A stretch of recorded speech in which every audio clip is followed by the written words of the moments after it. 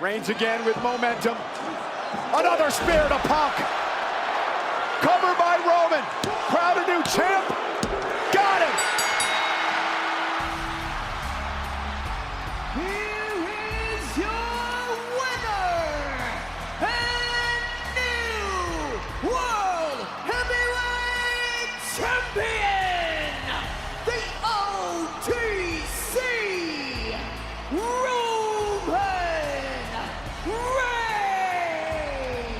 Roman Reigns is now a 7-time world champion. The Tribal Chief is back at the head of the table. The following contest is the Andre the Giant Memorial Battle Royal. The match starts with all superstars in the ring. When a superstar is tossed over the top rope and both feet hit the floor, they are eliminated. The last superstar standing in the ring will be declared the winner. I'm smart, you're dumb. I'm big, you're little. I'm right, you're wrong. And there's nothing you can do about it. It doesn't matter what you think. Shit. You didn't say that. Tell me you did not just say that.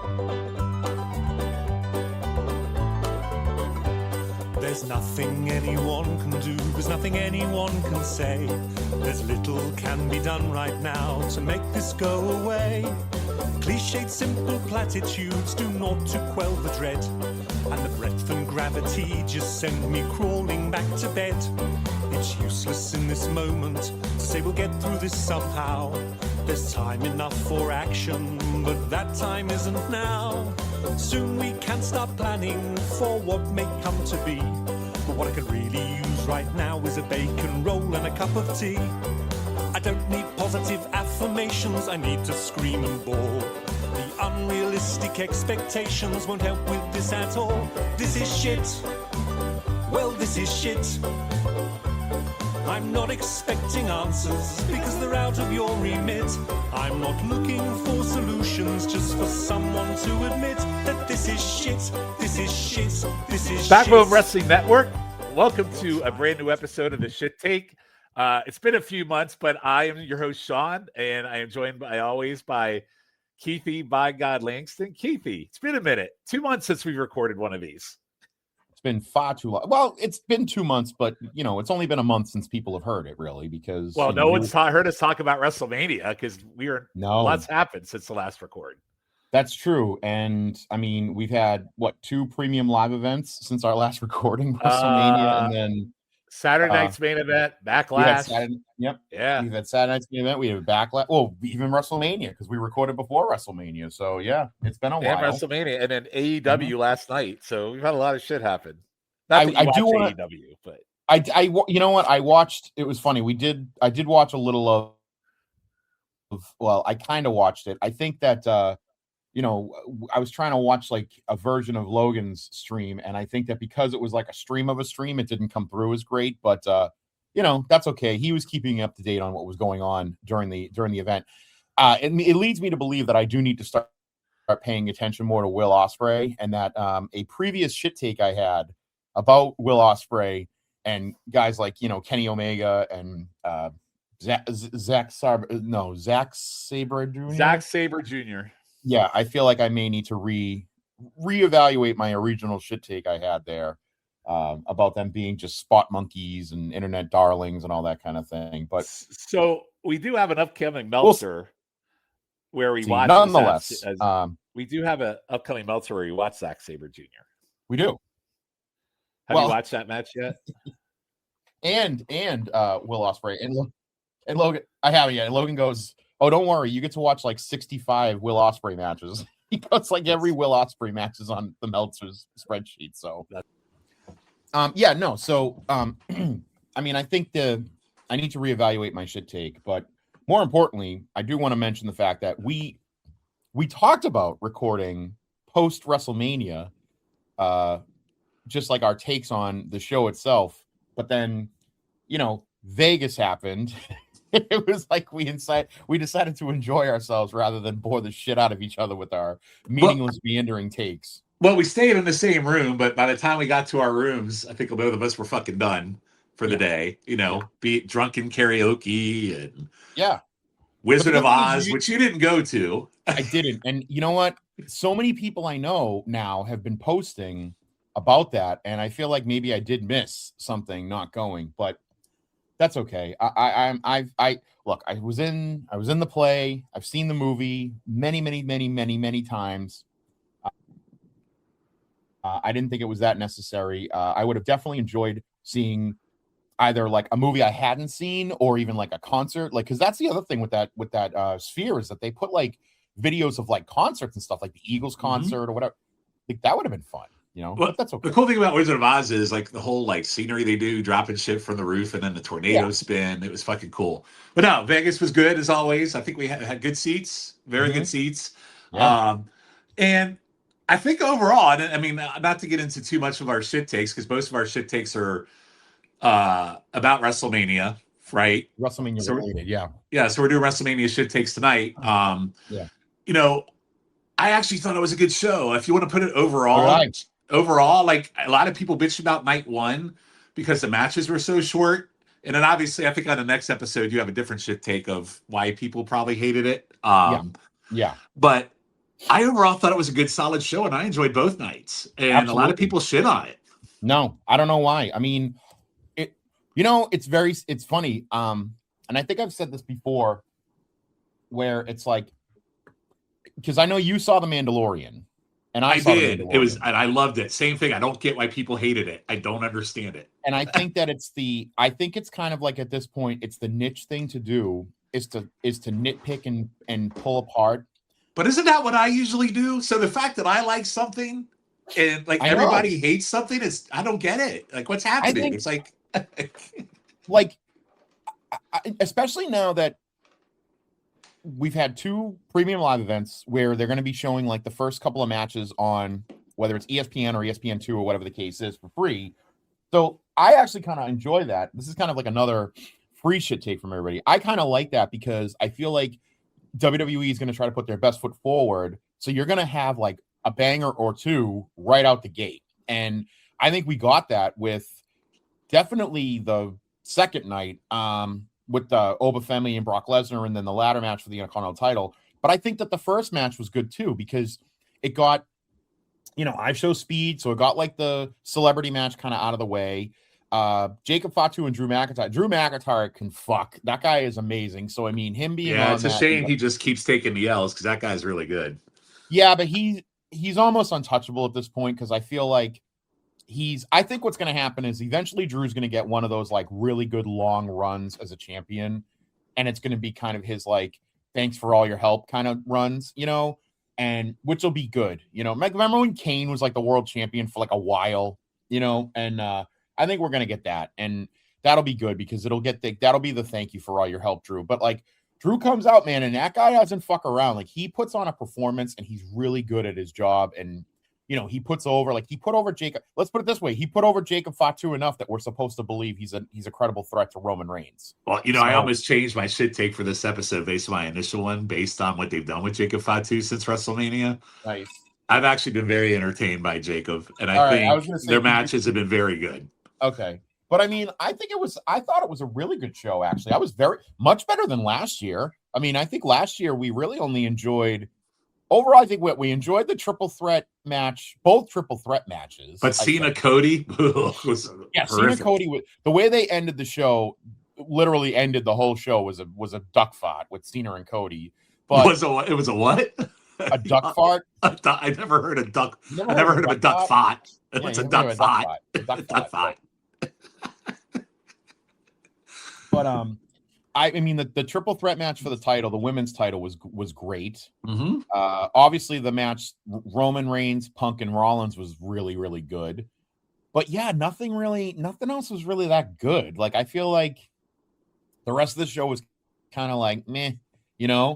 And then the only thing I would have wanted out of last year was, and I said this again this year, is that I really wanted Drew McIntyre, because last year, remember, they did the Sin City street fight, and I thought that would have been a perfect opportunity for them to have done something inside of a casino at first, and then like kind of come out and do something in the crowd, like in the arena. And they could have done that again this year, right, with him and Jacob. Like they could have started in like one of the casinos, especially since they're so close to like they were so close to a casino.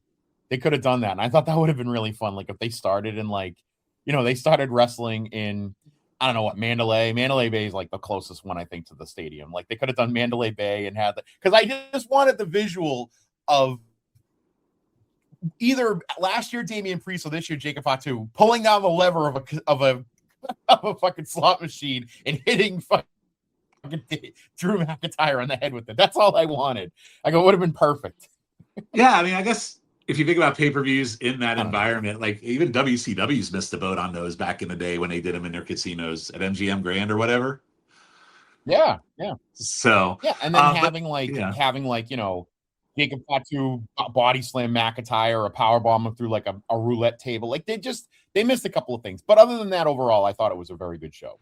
So real quick before I jump in, so we both got WrestleMania shit takes, but real quick, how do you feel about what they're doing with Jacob Fatu after WrestleMania? Because you brought it up, so I'm just curious. We might as well touch on it while we're here.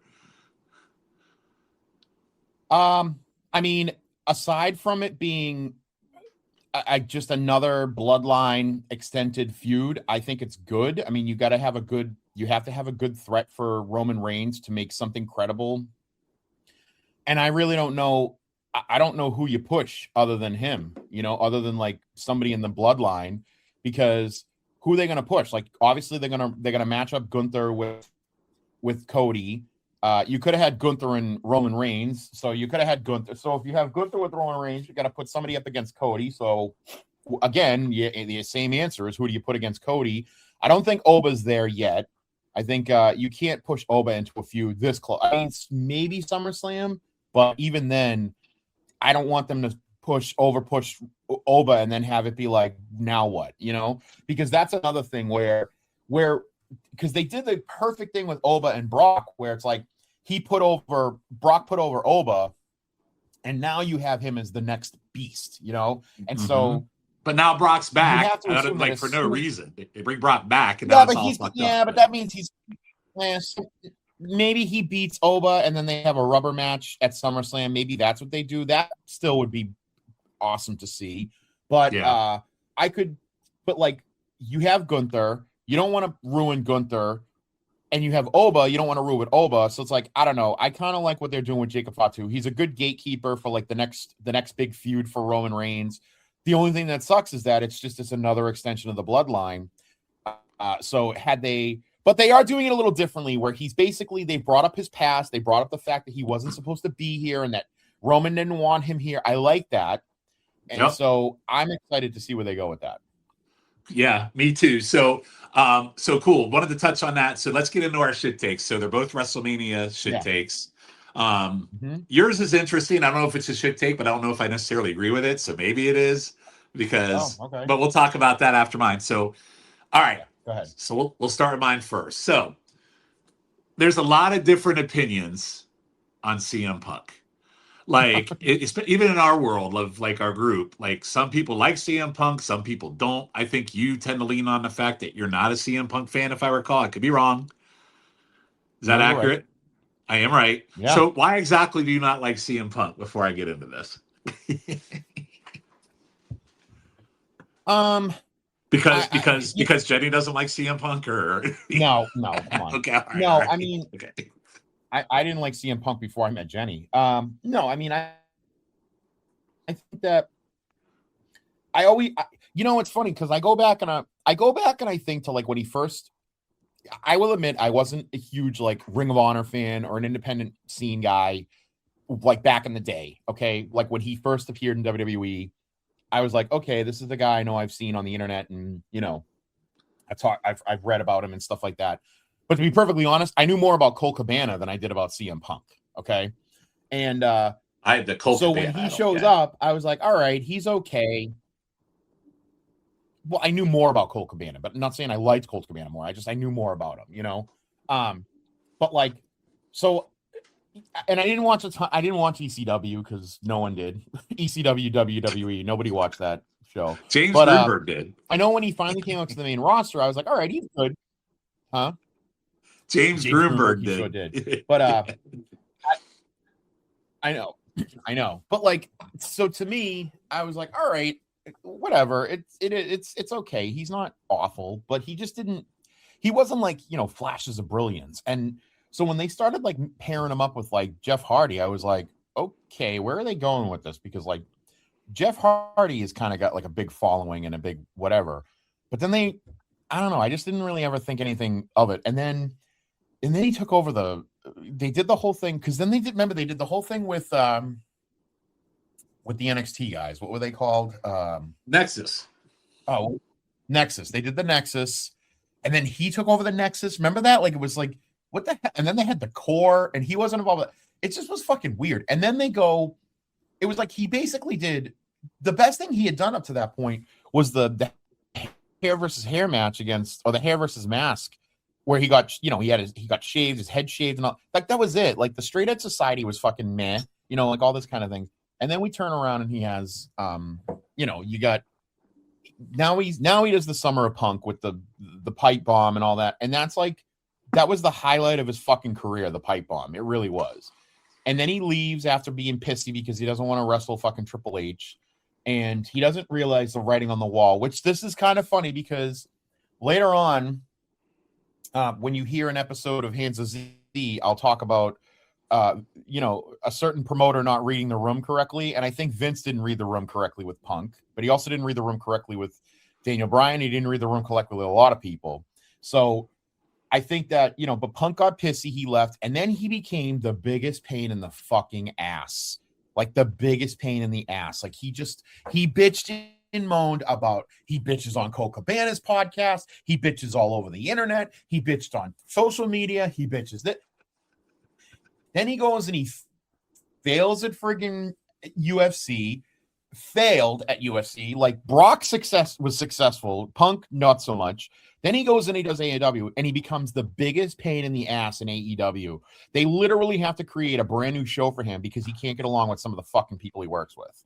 Like, that's just like, give me a fucking break. And then he fucking leaves, like he gets fired. So they go through all this bullshit. He gets fired. And then he comes back to WWE and we're all, and he's besties with fucking Triple H now.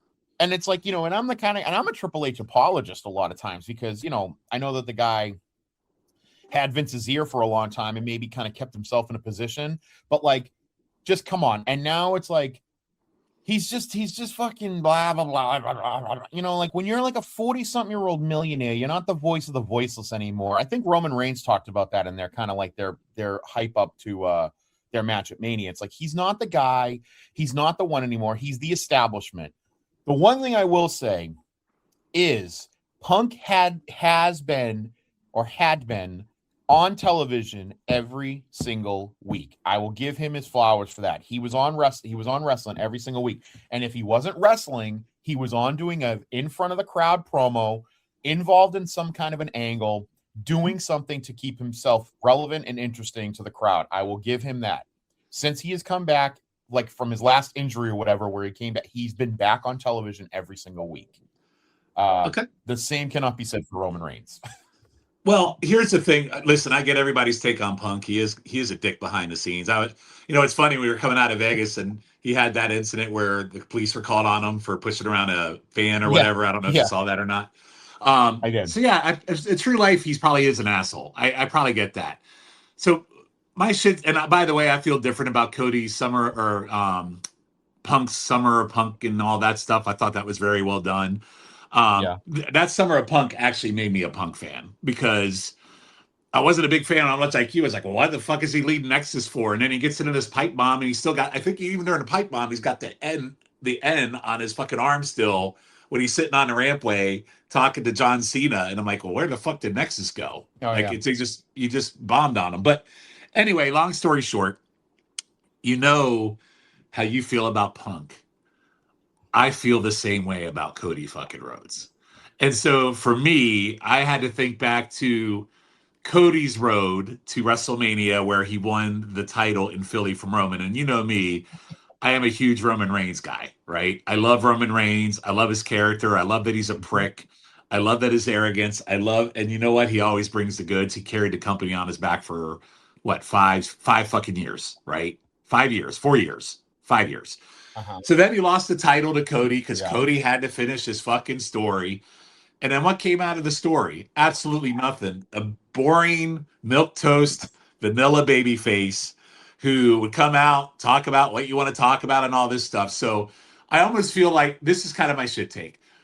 I feel like Cody finishing his story was kind of dumb in the end because it didn't really do anything on the back end of it. Except Cody, okay, great, he finished his story. Now he's just your regular baby face who I can't stand. Can't stand him talking. Wrestling in the ring, sometimes he's good. So my shit take is, I feel like Roman Reigns beating CM Punk for me was a bigger, more compelling last match at WrestleMania than when Cody finished his story. And here's why. Both of these guys are pricks. One probably not in real life. The other one is in real life. So Roman playing his character. You got these two guys who are just characters amongst themselves and go at it verbally, go at it constantly at each other. And yeah, I heard some people would be very critical that the build to WrestleMania for that match, that's all it was. It's kind of like all they would do is get in the ring, give each other shit. But I also think they had some physical contact too. And it also got Roman back on our TV a little more often. He was back most of it. He was there week to week for the most part, right? Yeah. And I feel like it was. And I also feel like Roman needed to win the title because Punk, listen, I think Punk's matches have been very good, but I think they needed a complete reset. I think Punk had really nowhere else to go at that point. Roman winning the title for me kind of hits the reset. You know what it is? For me, it's almost like, okay, this is their chance to take Roman and bridge him to who the next big star will be and not carry the belt for like 5 years, but to really lose it to the guy who's going to lead the WWE into the next whatever phase it is. That's how I feel. Cody, for me, finishing the story, that was the safest ending possible. It was like the fantasy bookend. All right, I agree. Of 2 straight years. By the time it happened, it felt more like less than a story for me. And the crowd exploded, except for me, where I was bitching and moaning about it. But everybody and their grandmother knew that the second year that Cody was going to win the belt. I think this year, nobody really knew who was going to win, Roman or Punk. And I thought that had good tension. I thought they had some good chaos leading up to it. And I just think Roman reclaiming the throne honestly fits the character better than Cody's fairy tale ending. And I just think that Cody has just been on an endless spin cycle of contenders with no real story since he's won it. And Roman, like we already brought up, that's why I wanted you to talk about what you thought with Roman and Jacob, because I feel like at least there was a story there that coming out of the gate, Roman is done with him. So all said, Roman beating Punk for me matters more than Cody beating Roman did. So that's kind of my shit take, and I'll stop there. And by the way, the match was also a 5-star banger. That might be debatable, but I think Punk and Roman had a better match than Cody and Roman did. So, all right, I'll stop there. Okay. All right. So I think I agree with you for several reasons. The first thing is I think Cody should have beat Roman at 39 in LA. And the if reason he was going to win it, because, I agree. Yeah, I agree with you. Yeah. And I think that because you hit you strike when the iron's hot, you don't have to do all the fuckery with The Rock and all that bullshit. You don't have to do all that other, like, because if you remember back to like last year or 2 years ago, like, there was all this talk that it wasn't even going to be Roman and Cody. It was going to be Roman and Rock, like, for no reason. And I swear the only reason they changed it is because Triple H read the room and was like, no, like, listen, Dwayne, as much as I appreciate what you're trying to help us here, like, this is not going to happen. Like, there's no way anyone's going to go to this fucking show if that's the show. Like, they will in Saudi Arabia if they do it. You know, but whatever. So I don't know. That to me is like, that was, I think, what it was. But you had my brother's in the other room going, casual fans. Casual fan does want to see The Rock, but they do, and they can see The Rock, just not for the World Heavyweight Championship, maybe. So, but then you also ran into casual that. Fans really want The Rock anymore, though, Keith. I don't know. They do Maybe anymore. I don't know. I don't think so. I don't know. But but the big thing is like, but if you think of it, and it kind of goes back to my whole Andre Legion of Doom take, which is you had this like epic run for Roman Reigns as the champion, and then whoever's going to beat him has to be comparable in that height, or else that reign is going to be fucking stupid. Case in point, look at Gunther's Intercontinental title run. Who does he lose the belt to? He lost to what? Sami Zayn? Yeah. And then Sami Zayn lost to like fucking 2 months later. It's like, it's fucking, you can't do that. So I think at the time at WrestleMania 39, I think Cody could have done it. It would have been fine. And you could have then, maybe you have the rematch at 40, where now Roman's going for it again. And then you can do all the tomfoolery or all the tomfuckery or whatever. It just was, it ended up being when they waited another year, they had to overproduce the match. And I was excited. I was very excited for Cody because it was finishing, but it's also the. Are you a Cody fan? You like Cody Rhodes? I liked Cody a lot more than I do now because, again, I think you're absolutely right. I think he got very stale, very, very quick. And much like with Cena, when the crowd starts wanting you to become a heel, you've lost the crowd. And the one thing I will say with all those years of Cena, like the one thing about Cena that you have to admire is that as all those years that people fucking shit all over him, fans shit all over him, the guy never fucking wavered. He was still, and he went and he owned it. He owned how much that they fucking busted his balls, and he like enjoyed it and worked it. And it's like, I don't think Cody does that. It's very rare where you're going to see a guy who's a white meat babyface that's going to take the beating he's taking from the fans on and still kind of come out and be like, all right, guys, I get you. Like, and I don't think Cody has it in him. I think Cody's a white meat babyface. He probably gets confused when the crowd doesn't, cheer for him.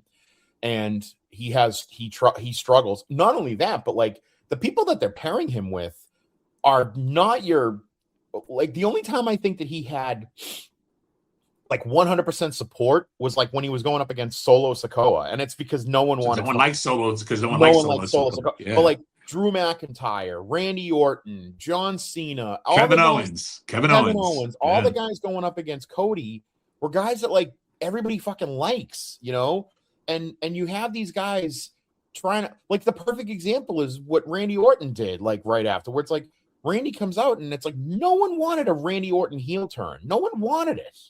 No one cared.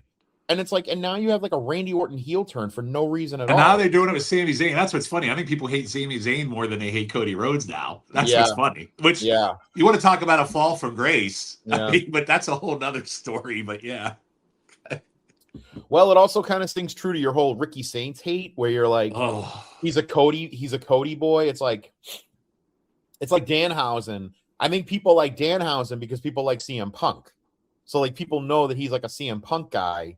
So people are a little, but like, isn't Sami Zayn kind of a Cody guy? Like, kinda, but it's if you think about where Sammy was a few years ago with the Bloodline run and how popular he was. I know it's crazy. And Ricky Saints, his main roster debut has been shit so far, so I'm happy with how his shit's going. But I think that I agree with you that match, the first night or the second night, yes, that needed to end the show because Roman Reigns is right. He's the main event. He is the main event. He should be the main event. Last year they kind of eked it out with having, if you're going to have a main event, Cena goes over Roman Reigns. So yes, I understood what last year, but there was no way that like Randy and Cody was going to end night 2. That would have been fucking terrible. Especially that the end of the match was fucking stupid anyway. So that's funny that like the last 2 Cody matches at WrestleMania have been kind of like meh, Yeah, I mean, and I think he's going up against 2 bona fide legends, friggin' legends. Like Randy Orton and John Cena are 2 guys that have main evented their own fucking WrestleManias and had great WrestleManias. And the other thing I didn't mention about Roman winning, I think Roman after he lost the title got booked like shit.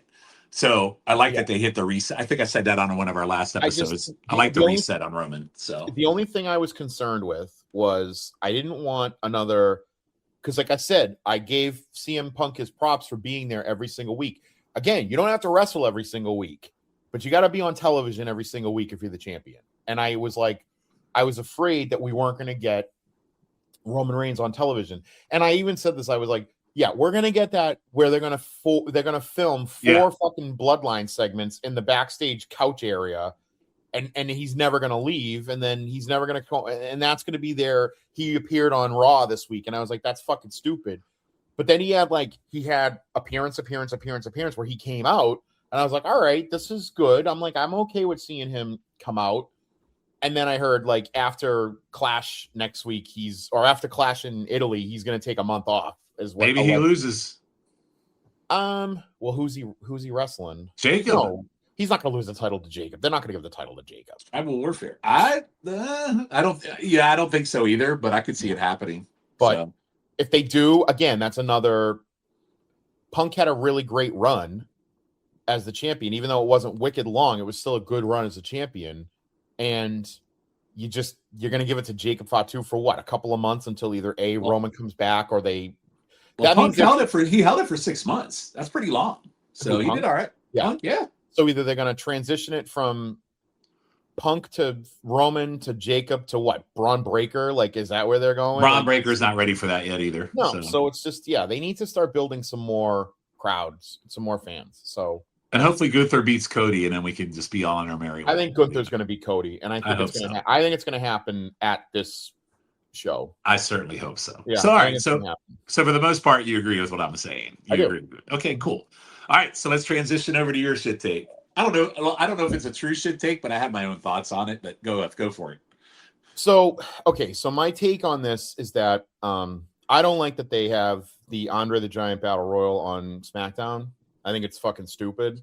And no, and I'll tell you, because one of the big things that, and I think this is really a Triple H kind of thing, because Vince used to like to get everybody on the show for WrestleMania because it gave you that WrestleMania payday for those guys, more or less.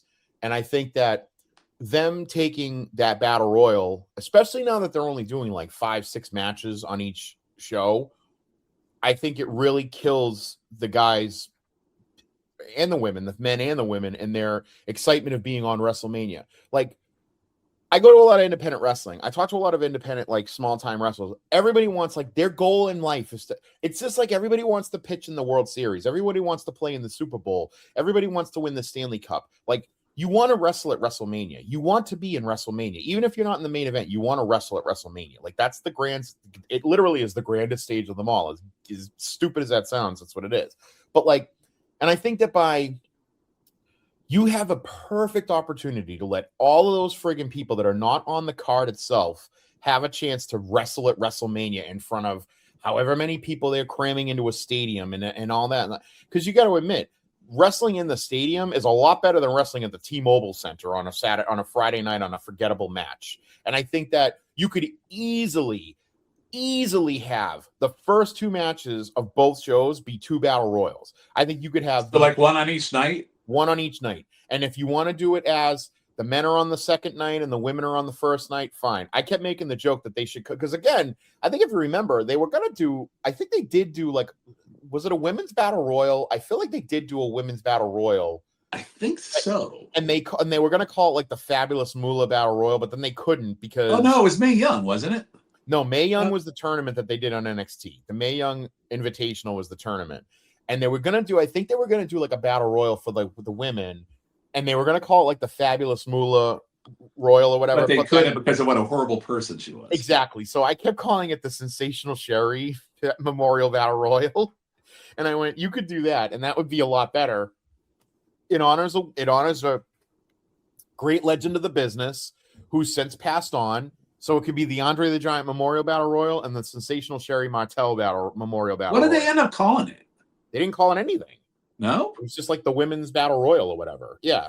So what I think you could do is you could do one night have the Andre Battle Royal, one night you have the Women's Battle Royal, and then here's what you do. You invite all the NXT people to come in.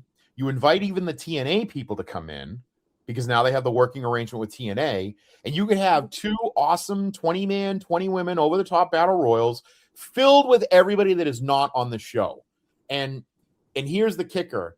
everybody was complaining about the Trick Williams Sami Zayn match because they were taking away something from Carmelo Hayes and was it Fennec? I think Phoenix.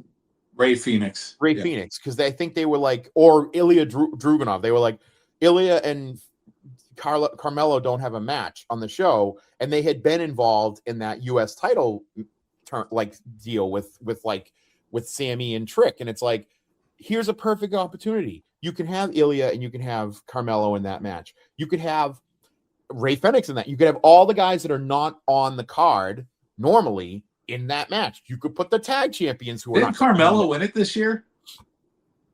I think he did. Yeah. So he won it anyway. And then he showed up on SmackDown and he didn't even bring it up. Exactly. That's what I'm saying. It's just, it's such a throwaway, and I feel like it's sad because it was kind of an important deal for like the first couple of years, you know? Well, the women's one, I was looking it up while you were talking. They only did the women's one twice, one at WrestleMania 34 and 35. Do you remember who the winners were? No, and I bet you one of them was definitely like not interesting. Like Naomi's won, the first one. Okay, yep. Second one was Carmella. Yeah, Carmella. I was gonna say I want to say Carmella won one. Yeah. So your whole point is it should be at WrestleMania. See, this is where I think I would like split with you a little bit.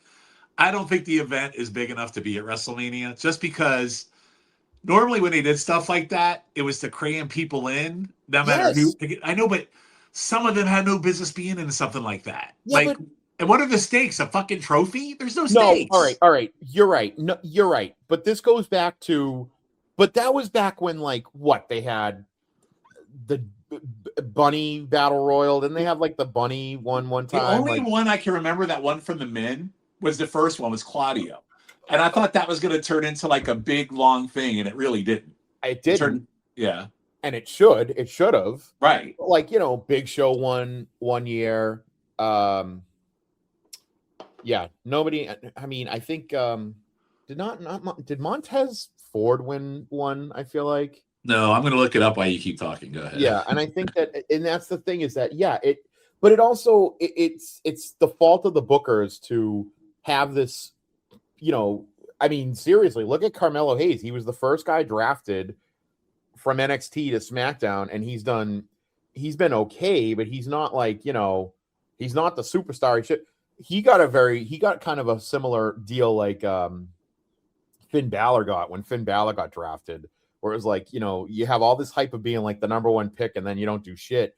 It's like, yeah, Cesaro should have friggin' had a big push because he won and he got a hell of a pop, you know? And then I think like wasn't the next night, I think like the next night, like he ended up becoming a Paul Heyman guy and it was all this and then it went nowhere. But they should do something. It gives an opportunity to have all the people on the show of shows. You could do something with the friggin' winner of the Battle Royal. Give them a shot at maybe a mid-card title or something like that, you know? And holy shit, listen to this. There's been 12 of the Andre ones. We were wrong. Carmelo won the one 2 years ago. Royce Keys won the one this year. Okay. Well, listen to some of these winners, and you tell me this should be on fucking WrestleMania. Listen to hear me out here. Cesaro, I'm fine with. Big Show, I'm fine with. Yep. Baron Corbin.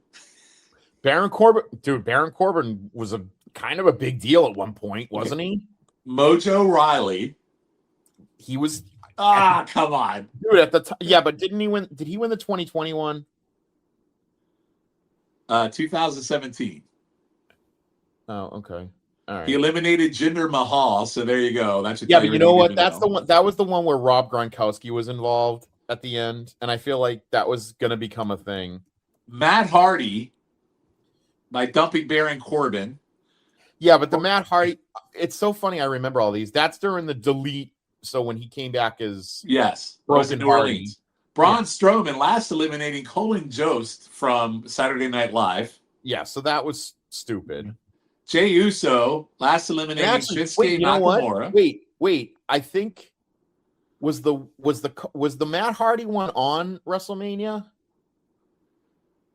When did they move it? When did they move it to? When did they move it to SmackDown? I have to go back and look because I think like the Braun Strowman Colin Jost one was actually at WrestleMania. I think it was because it had his co-host Michael Che on there. Yeah, too. and I think that's All right, so go ahead. Go ahead. Jey Uso eliminates Shinsuke Nakamura. Madcap Moss eliminates Finn Balor. Right, Bobby Lashley, eliminates Bronson Reed. The next one, Bronson Reed wins, eliminating Ivar. Carmelo eliminates Andrade, and Royce Keys eliminates Tala Tunga. So if you really go through this list, they could have done something with some of these, but other of these were like what I was saying is you just throw everybody into a fucking thing, and then whoever wins, wins. It doesn't really feel big to me. So the Jey Uso, so that one, so WrestleMania 37, 38, 39, 40, 41, and 42 have all been on SmackDown. Right. Yeah. And that's Jey and I'm okay Uso, with that. Madcap Moss, Bobby Lashley, Bronson. Right, but you could do something. That's what I'm saying is that they should have done something with Cesaro. They should have done something with Braun Strowman. They should have done something with Jey Uso. I mean, they fucking did do something with Jey Uso. Well, they did do something with Jey Uso. That's because he won the Royal Rumble, not the Andre Battle Royal. Yeah. But like Bobby Lashley's a big deal. Bronson Reed's a big deal. Carmelo Hayes is supposed to be a big deal. Royce Keys is supposed to be a big deal. But Royce Keys won, and they don't even fucking bring it up. Exactly. He wasn't even on the show. So yeah, I think but that's a booking problem, not necessarily it's not the problem with the show. And I'm not even talking about the booking of it to be, dude, how long do those matches last? 5 minutes? You know why I think it took it off WrestleMania? It's too close to the Royal Rumble in turnaround. That would be my guess. Well, then don't do it. Then don't do it. Don't do it at all. Or do it and make it mean something. And I think that's the problem is you can't. Royal Rumble already means something. Mm-hmm. Okay, at the Battle Royal, you get a big fucking trophy of. Yeah, well, we talked about these gimmick matches that have things. You know, like you get the Rumble, you get the King of the Ring, you get the. Well, you can make the Battle Royal a secondary title or a title shot. Like you just got too much Money in the Bank. Then you got the Andre. There's just too many things. I think. So you know what you do? You turn around and you have them do a thing where like the winner of that can get a title shot against a mid-card title. So, you know, they take Royce Keys, for instance, and he can get a shot against the U.S. title at, you know, maybe he can go to Evolve and get a title shot. You know what? You know what they could do if they want to do it this, depending on what show the person's on, they get a title shot at the mid-card title at the following show. So if it's Royce Keys. Oh, a Backlash. Yeah. No. I wasn't even going to say that because they make a big deal about like the Raw after WrestleMania or even the SmackDown after WrestleMania is supposed to be kind of a big deal. So you know what you do? Royce Keys is on SmackDown. He gets a shot at the U.S. title on the following SmackDown. Or if it's like, you know, Bronson Reed wins, he's on Raw. He gets a match the next night on Raw for the Intercontinental Championship. It's just you give them a chance to have a match. Yeah, the SmackDown after WrestleMania or whoever, Raw or whatever, gets a title shot at out of the gate. Mid-card. Yeah, they don't need to be doing shit for the world title. That's silly. Right. So who is the current Intercontinental? Well, who's U.S. champion right now? That is it's Trick Williams. Yeah. So you could have had Carmelo wins, or like you could even had Trick won the U.S. title. Yeah. You could have. I mean, even if it was a schmaz, you could have had what's his face. Yeah. The one this year to get the title shot against him, right? So yeah. No, I get that. I just don't know if it's. For me, it's not WrestleMania worthy until they make it WrestleMania worthy. How's that? Okay, I can agree with that. Not necessarily a shit take, but I know it's not a shit take. It's very, very relevant. But go ahead. All right, cool. All right, well, Keith. So good episode. Kind of getting back into it after 2 months off. All right. So what would you like to plug? I'll go first. I would like to plug my new favorite podcast. One of my new favorite ones I like to do. The Meltzer Knows Best pod that we do. I'm like, where are you going with this? No, it's the Meltzer Knows Best pod because me, you, Logan, and Shift, and I, you and I pod together, but it's very rare. I've done it with Logan and Shift for a long time. Mm-hmm. And then the debates we have about some of the matches we watched. I think the one about the Okator versus Bryan Danielson one, I think I was very much against it being 5. The rest of you were not so much. I think we might have some debates on our next 2 episodes we're going to record too. But Meltzer Knows Best, where we watch all the 5-star Meltzer ones hosted by Logan. That's a good one we've added that I really, truly enjoy, along with Hands of Z too. But it's always good to have a fresh take and watch matches I've never seen before. So Sure, absolutely. Yeah. So anyway, what would you like to plug? I'm gonna go with the listen to everything that we do here on the Backbone, and also you can listen to me on with what's the one I like that you do? What's the one that I do? GFA Live with Petey Winston, my boy Petey. You forgot what the GFA Live. I didn't forget. Listen to GFA Live with Petey Winston, and just check out. Oh, you know what? If you haven't watched it yet, go back and watch on. It's going to be on the YouTube channel. It'll be on my YouTube channel, but it'll also be on the Backbone YouTube channel because you are going to graciously allow me to post this. It'll be taking it easy with Keithy, or Take Me Home Keithy Rhodes, or whatever.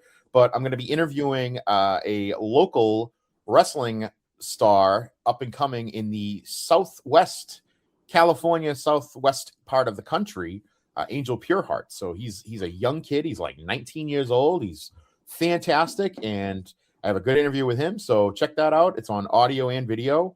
But can Keithy take the heat? As you know, I like to cook in my small kitchen.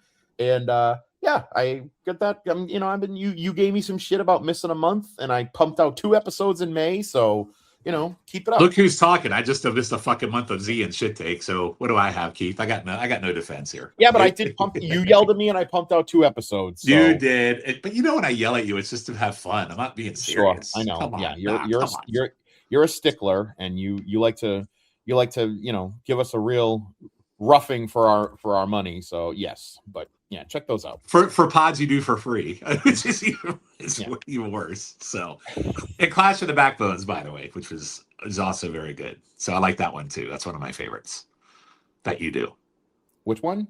Clash. Oh yeah, Clash of the Champions. Yes. Yeah, Clash of the Champions. Yeah, I say Clash of the Backbones. Clash of the That's right. No, I really do. I do enjoy that pod too. So that's been a good one too. Yeah. No, we got the last one I recorded. The last one that posted as of this one is we did Clash 13, which was a doo-doo dog shit. But I did it with Matt Souza, and I feel like we made chicken salad out of chicken shit, because goddamn, that was a bad. I'm just happy you got Matt Souza on another fucking pod. Congratulations. That's a big deal. He immediately said, he goes, let's do another one. So, I think I'm on tap to do Clash 15 with you. At least it's in my notes. Yeah, I may need to get you earlier too. I may need to get you to do another one too. All right, we'll figure that out. But I wanted Clash 15 because it's the last one Flair's on before he goes to the WWF, and I thought that would be fun for us to talk about. Is that the Bobby Eaton main event? Yes, that's reason fuck why. Yeah, that's another reason why, because it's the Bobby Eaton match. Yeah, it's awesome. Love it. Mm-hmm. All right, cool. Well, thanks everybody for listening. We will be back in 2 weeks with 2 brand new shit takes. So. For Keith Langston, I am Shawn. We will see you on the next episode of The Shit Take. I'm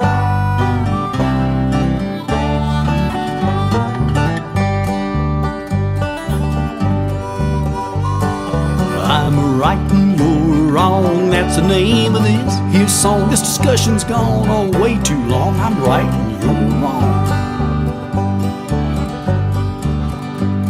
They say there's 2 sides to every scrum. My side's right and your side's dumb. That's the general rule of thumb. I'm right and you're wrong. If I'm right and you're wrong, I guess this can't be a sing-along, 'cause you'd sing I'm right and that'd be wrong, 'cause I'm right and you're wrong. I'm right and you're wrong, that's the name of this here song. Dang, you sure are headstrong. I'm right and you're wrong. We can agree to disagree on things you're just too blind to see. Else you just agree with me, 'cause I'm right and you're wrong. Please don't cloud the issue with facts. Let's just stick to personal attacks till there ain't no turning back. I'm right and you're wrong. I'm right and you're wrong, that's the name of this here song. Civil discourse just don't belong. I'm right and you're wrong. What's that you say? Maybe we should listen. Maybe there's things we've both been missing. Heck, we could wind up hugging and kissing if no one's right or wrong. Now all this talking's gone on way too long. I ain't gonna be no brand new dawn, 'cause you're an idiot and I'm King Kong. I'm right and you're wrong. I'm right and you're wrong, that's the name of this here song. It turns out all along I was right and you were wrong. I'm right and you're wrong, that's the name of this here song. This whole thing's gone on way too long. I'm right and you're wrong. Yeah, the world ain't flat, it's just oblong. I'm right and you're wrong. And you're ugly too.